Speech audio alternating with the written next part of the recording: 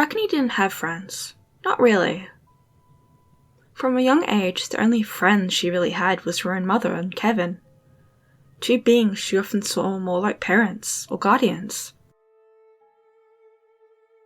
Kevin had been taking care of her since before she could walk, long before Mother even found her. They both worked hard to help her grow up loved in a world that would see her hunted.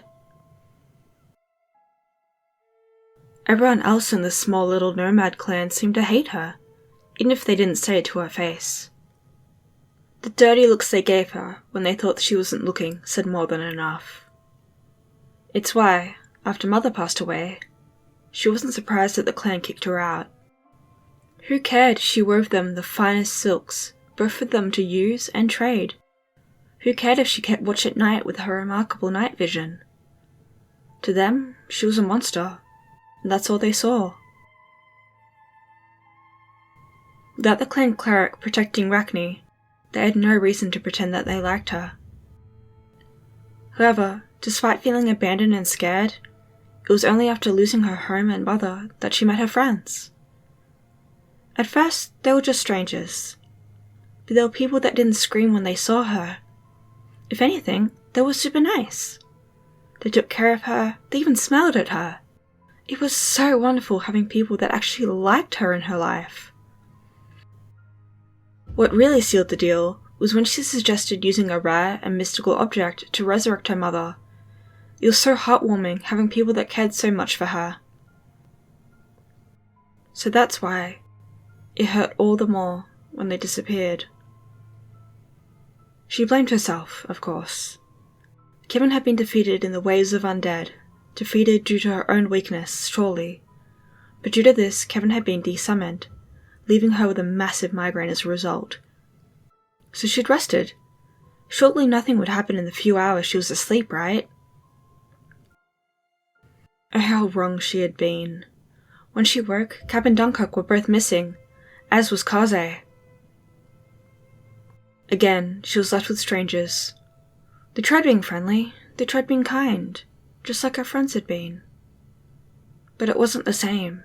They weren't her friends, not like the others were. They weren't Cap or Dunkirk or Kaze. Some of them even shouted at her.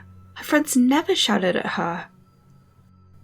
All they were good for was being good meat shields when she tried to find her real friends. And even then, they were useless. They held her back, slowed her down. At least it felt good to blame someone who wasn't her. It made her less sad. I felt so much better being angry at someone else. Someone that wasn't her. She didn't want it to be her fault. And so she took any excuse for it not to be. Not that any of it mattered. Whether it was because she was weak and had to rest, or because she wasn't fast enough. Whether it was because these strangers slowed her down and held her back. It didn't matter. Because she was still too late, no matter what caused it. Her friends still died. They were still gone. She was all alone. But this time it hurt so much more. That's it for today's video. Stay safe, stay kind, and stay creative.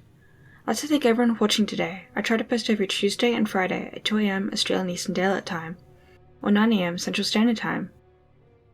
If you liked the video, please leave a like, please comment if you have something to say, and if you want to see more speed events and animations, please subscribe. A very special thank you to my patrons, Dean G, Debbie G, Thomas H, and Greg W. If you want to support my art and see things first, become a patron with the link below. And please make your day a wonderful one. Goodbye!